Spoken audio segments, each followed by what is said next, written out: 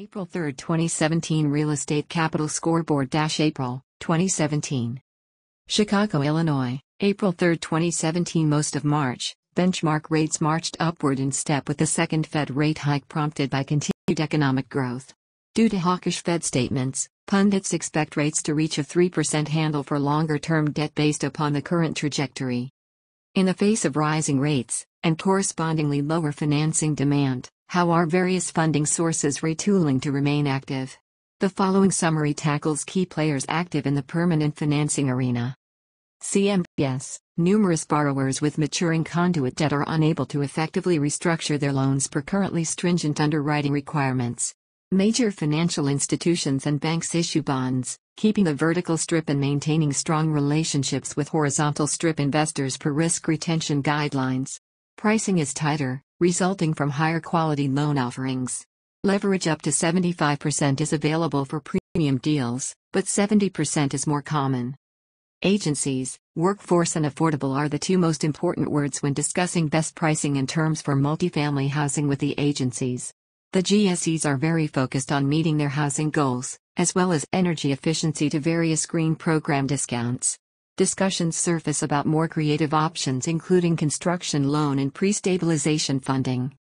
FHA/HUD, HUD continues to offer the most attractive leverage and pricing. However, the longer closing timeline is the major factor influencing borrowers seek traditional financing alternatives. Some of the more competitive seller/servicers now offer bridge to HUD funding options to allow more borrowers to use interim debt while the HUD funding process is in play, expanding the possibilities for using this financing vehicle for property acquisitions. Life companies, armed with ample allocations of mortgage funds, LifeCos offer the best rates, in return for providing lower leverage. Lower 100 basis point spreads are surfacing, as spreads tighten between competing LifeCos. Longer-term dollars are plentiful. Multiple players supplement or highlighting their transitional bridge product. Banks, the most traditional construction and short-term lenders, banks, stay focused on compliance within a more restrictive regulatory environment. Cautiously active on new construction with lower loan-to-cost fundings generally reserved for the best customers. Pricing is still very favorable, starting spreads of 300 basis points over LIBOR.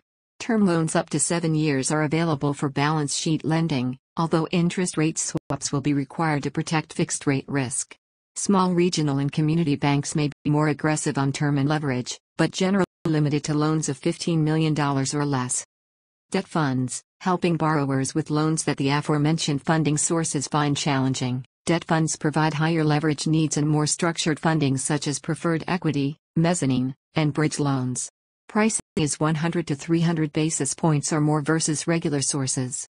Ms. Jean Peck, director of the Real Estate Capital Institute, states debt funds and smaller community banks are the sources to watch for more flexibility, leverage as more creative underwriting solutions are needed, instead of tighter pricing restricted by lower leverage.